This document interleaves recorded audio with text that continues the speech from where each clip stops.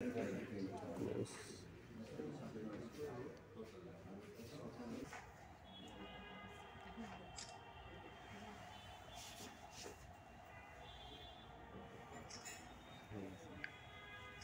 আছেন এখানে, তাবাসসুম ম্যাডাম আছেন, ওনারাই আমাদেরকে বিশেষ করে এটা বলে ভর্তি করছিলেন। তাবাসসুম ম্যাডাম, চারটা বাবু আমরা পেয়েছিলাম, হাইলি চ্যালেঞ্জিং ছিল।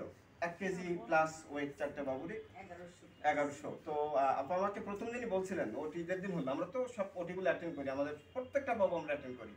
তো আপা বলছিলেন যে মানুষ ভাই আপনাকে চারটা বাবু দিলাম, মনে হয় হবে না।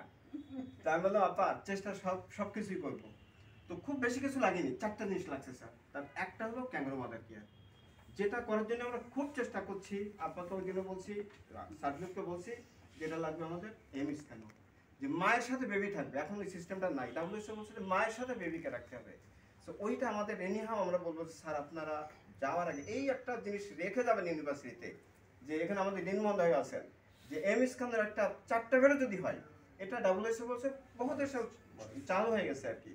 তো এইটা একটা জিনিস আমরা করছি, যেটা kangaroo mother care, immediate kangaroo mother care, hand washing, আর একটা হলো আর্লি ব্রেস্ট ফিডিং, আর হলো সিপ্যাপ সাপোর্ট। এই চারটা খুব হাই, মানে খুব রকেট সায়েন্স কিছু না, আল্লাহ পাকের ইচ্ছা চারটা বাবুই সুস্থ হয়ে মায়ের কাছে। এখানে আমি সৌদি প্রবাসী, আমি গত নভেম্বর 4 তারিখ আসছি। তার আগে থেকে জানতাম যে 4টা বেবি হবে। এখানে সবচেয়ে ধন্যবাদ দেবো তাবাসসুম ম্যাডামকে, কারণ তার কাছে চিকিৎসা চলছে। সে আমাকে বললো যে 9 তারিখে ভর্তি করছে এখানে, পরে আপনার 14 তারিখে 11:30 সিজার হয়েছে।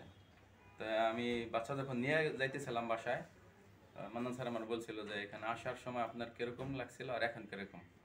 তখন আমি বলছিলাম স্যার অনেক টেনশনে ছিলাম এখানে যতদিন আমি ছিলাম, কারণ এতটা মানসিক, মানে আমার বয়স যতটুকু এরকম ফিল করিনি, অনেক টেনশনে ছিলাম। তো আল্লাহর রহমতে ওদেরকে এখান থেকে সুস্থ করে নিয়ে গেছি। আর এখানে যে পিজি হসপিটালের যে পুরো টিম খুব ভালো, এরা ভালো ট্রিটমেন্ট দিয়েছে। আর আপনারা